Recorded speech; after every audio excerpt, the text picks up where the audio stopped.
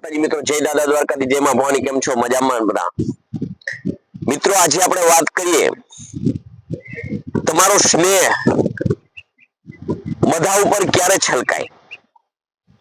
કોઈ પણ નાત જાતનો ભેદભાવ ન થાય, કોઈ પરાયું ના લાગે, બધા તમને પોતિકા લાગે, સર્વ સમાજ તમને પોતિકા લાગે, સર્વત્ર સંબંધો તમને પવિત્ર દેખાય.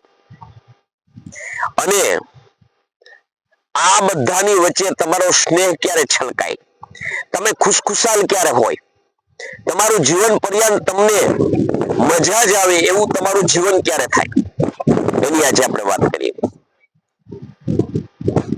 મિત્રો, હું આ જગતની અંદર આવ્યો છું અને બીજો પણ આવ્યો છે, ત્રીજો પણ આવ્યો છે, એકને અનેક આવ્યા છીએ. અમને બધાને મોકલનાર એક ઈશ્વર છે, અમારો પિતા બધાને બનાવનાર એક છે. અમે બધા માનવની દ્રષ્ટિએ સૌ પ્રથમ ભાઈ બહેન છીએ. અમારો પ્રથમ સમાજ માનવ સમાજ છે. અમે જાતિ ભાતિમાં તો અહીંયા બંધાઈ છીએ, પરંતુ અમારી જાતિ ખાલી ફક્ત માનવ છે.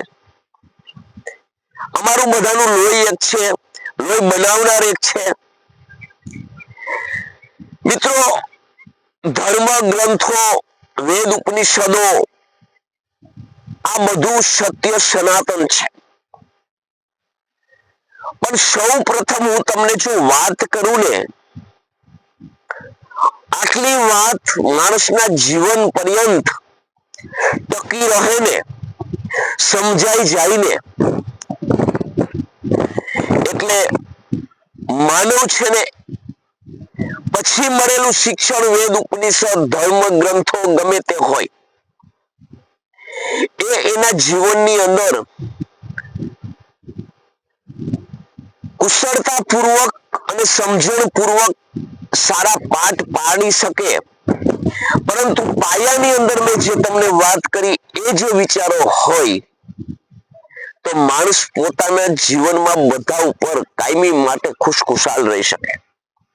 બધા એને પોતિકા લાગે, આ જગત એને પોતિકું લાગે, એને પથ્થર પોતિકો લાગે, અને પરમ ઈશ્વર પણ, પરમ તત્વ પણ અને પ્રત્યક્ષ જીવાત્મા એને પોતિકું લાગે.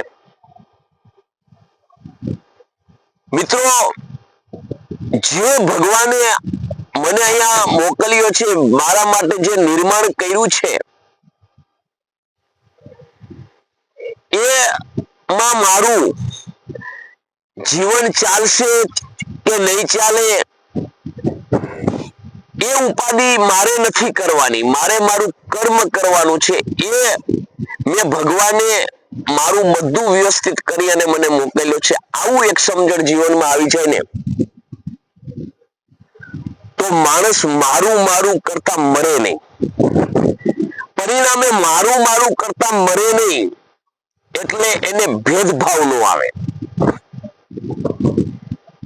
મને જે આપ્યું તું એ ક્યાં હતું એ મને ખબર નથી, પણ મને મળી ગયું તું, મેં આનો આનંદ માણ્યો. એ રમકડું ભગવાને મને જે આપ્યું તું, સુખ સગવડતા વૈભવ, એ રમકડું એ ક્યાંથી લઈ આવ્યો હતો એ મને ખબર નથી. અને હવે મારી પાસે આ રમકડું નથી અને એ રમકડું હવે કોઈ બીજાને આપે તો એનો મને હર્ષશોક નથી થતો, એનું મને દુઃખ નથી થતું. જે મારું નથી એ બીજાનું પણ નથી, અને એ છે ઈશ્વરનું. તો બધાની જ્યારે જ્યારે જરૂરિયાત હોય છે ત્યારે બધાને આપે છે. એક આ જીવનમાં દ્રઢ થઈ જાય તો માણસ ખુશખુશાલ રહી શકે. ભગવાન આનો આ છે, પેલાનો બીજો છે, ત્રીજાનો ત્રીજો છે, આવું ન સમજતા ભગવાન સર્વત્ર એક છે, નામ અનેક છે. મારું ગામ ખાખરડા છે તો ખાખરડા મારે જવું છે તો ભાટિયા બાજુથી એ જવાય, કેનેડી બાજુથી ને જવાય, અહીંથી સીધા નંદાણાથી ને જવાય, આમ ફરીને દાતરાના બાજુથી ને પણ જવાય, અંજિયાપુરથી ને જવાય. પરંતુ પહોંચાય મારે ભાટિયા જવું છે તો ભાટિયા જ એમ. નામ અનેક છે, રૂપ અનેક છે, તત્વ એક છે. જેમ રસ્તા જુદા હોય, ટ્રાફિક હોય અને રસ્તા જુદા હોય એમ માણસને હાકડ ન પડે અને સરળતાથી પહોંચી જાય એમ પરમ તત્વ એક છે, રસ્તા અનેક છે, પણ પહોંચવાનું છે બધાની એક જગ્યાએ જ. તો ભેદભાવ શાનો? આ સમજાઈ જાય ને તો માણસ ખુશખુશાલ રહી શકે. માણસ ખુશખુશાલ રહેવા માટે વેદ ઉપનિષદો એ બધા જરૂરી છે, એને સમજવા જરૂરી છે. આપણે કોઈ વિરોધ નથી કરતા, પણ માણસ ખુશખુશાલ રહેવા પ્રમાણે સૌ પ્રથમ જે માનવને જન્મ માનવ થઈને મળ્યો છે ને એ પ્રમાણે જીવન પર્યંત એની થિયરી હોય ને તો જ ખુશખુશાલ રહી શકે. માનવના કર્તવ્યથી વાકેફ હોય ને તો મારા ખુશખુશાલ રહી શકે. માણસ પોતાના જીવનની અંદર હું માણસ જ છું, બીજું બધું પછી છું, આવી સમજણ હોય ને તો જ ખુશખુશાલ રહી શકે. એટલે મિત્રો જીવનની અંદર માણસ છે ને એ ખુશખુશાલ રહી શકે, પણ પાયાની અંદર જ્યારે માણસને ઉણપ આવે છે, પાયાની અંદર ભેદભાવ આવે છે, જન્મજાત માણસને જે જન્મો છે એના જે કુળ, એના જાતિ, એના ધર્મનો જે અહંકારનો છઠ્ઠીની અંદર જ્યારે એનું પોષણ કરવા વાળો જ્યારે જબ્બો પહેરાવી દે છે ને ત્યારે જ માણસ દુઃખી થાય છે. પરંતુ તું માણસ થઈને આવ્યો છું, તું કઈ ન થઈ શકતો, કાઈ નહીં, માણસ બનજે.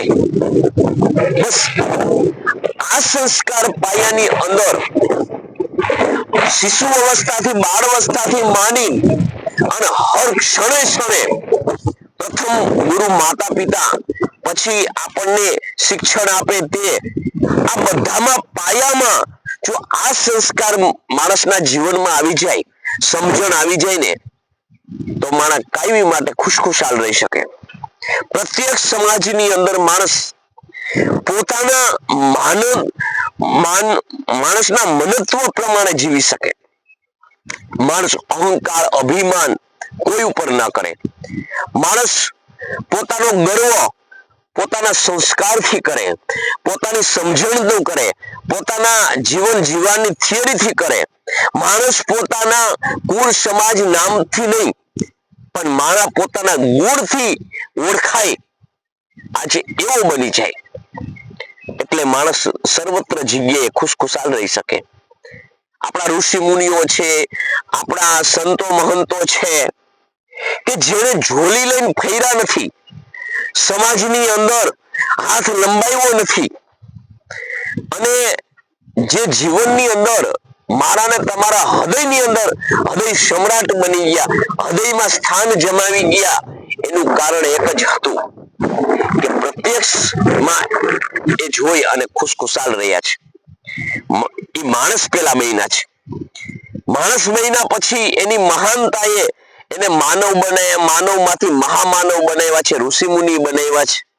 કારણ કે પોતે જે પોતાના જીવનની અંદર ખુશખુશાલ રહ્યા છે, માનત્વ શીખ્યું છે, એ મને ને તમને શીખવાડવા માટે એને હાડકાનું ખાતર અને લોહીનું પાણી કરે એવો અગાધ પ્રયત્ન કર્યો છે ને, ત્યારે એવા મહામાનવો હોય અને એવું માણસ બની જાય ને તો જ માણસ ખુશખુશાલ રહી શકે. તો મિત્રો મારો આ વિડીયો તમને કેવો લાગ્યો કોમેન્ટ કરીને જણાવજો. જય માતાજી, જય દાદા દ્વારકાથી, જય માં ભવાની.